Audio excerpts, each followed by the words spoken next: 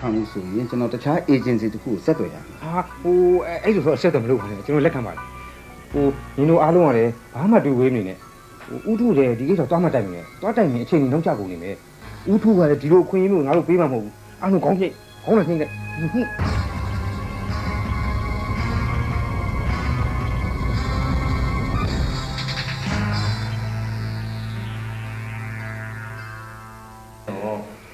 မန်လေးမှာဘယ်နေရာမှာပြန်ဆိုင်မန်လေးပြီးစကိုင်းလားဒီဘက်ကအကုန်လုံးသူ့အတွက်ဆိုင်မှတ် လုပ်ငန်းတွေသိပြီးအောင်မြင်နေတဲ့လုပ်ငန်းရှင်ဒီနေရာမှာလာတွေ့လိမ့်မယ်လို့မထင်ဘူးပြရအောင်တော့ ဒီလောက်လည်းမဟုတ်ပါဘူးကိုသိန်းနိုင်ရေကျွန်တော်ညံပြီဒီလောက်ပါဗျာ မဟုတ်ဘူးလေဗျာအလုပ်တွေတက်တည်ပြနေတာကိုလူခြေလမ်းကျဲတယ်ဆိုတာကိုလူသိတာ ဒါပါဗျာဟောရကျွန်တော်ညီကိုရောရဲ့ idea တွေနဲ့ပေါင်းစပ်လိုက်လို့ပါ ဘာပဲဖြစ်ဖြစ်လေအရန်ကိုအောင်မြင်နေပြီဆိုတော့အောက်ခြေလည်းသိလို့မသွားနဲ့ပြုတ်ကြရင်သက်တာအောင်အတွေ့အကြုံရှိစေနနဲ့ပြည်ပေးရတယ်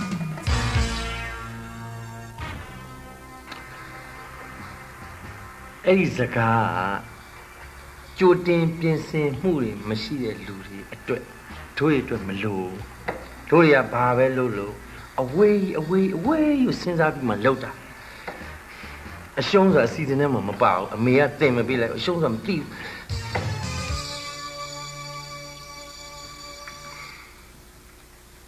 သူဘာဖြစ်လို့အဲ့လိုသွားပြောလဲရတာလဲငကောကမင်းကိုမကြည့်တဲ့ဥစ္စာ အာတိတ်ပါစေခါလူပါမင်းအောင်မင်းသူ့နေမှန်ပြောနေကြမချင်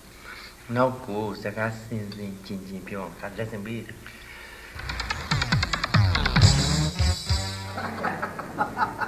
ဘယ်လိုဖြစ်တာလာတန်းတီဒီကလေးအုတ်ထိန်မှုဘူးလေလာတန်း